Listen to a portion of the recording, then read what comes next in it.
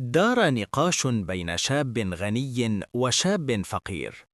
قال الشاب الغني: أنا أملك قصرا فخما.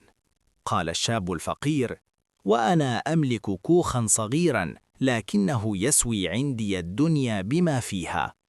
قال الغني متفاخرا: بقصري العظيم أستطيع أن أتزوج أجمل الجميلات.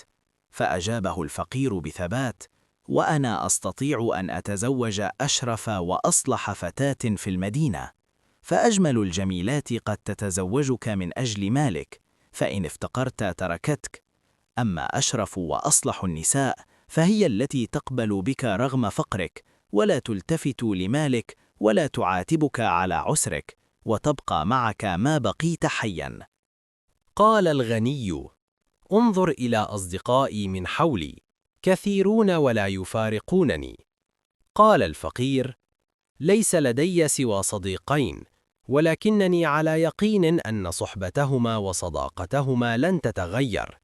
أما أنت فلو افتقرت يوما فلن تجد واحدا منهم رغم كثرتهم. قال الغني: أنا أشتري ما أشاء، وأنت ماذا تستطيع أن تشتري؟ قال الفقير: أشتري عزة نفسي، وهي عندي أغلى وأثمن من قصرك ومالك، ومن أجمل الجميلات، ومن أصدقائك المزيفين. قال الغني بعد صمت: هل تقبل صداقتي؟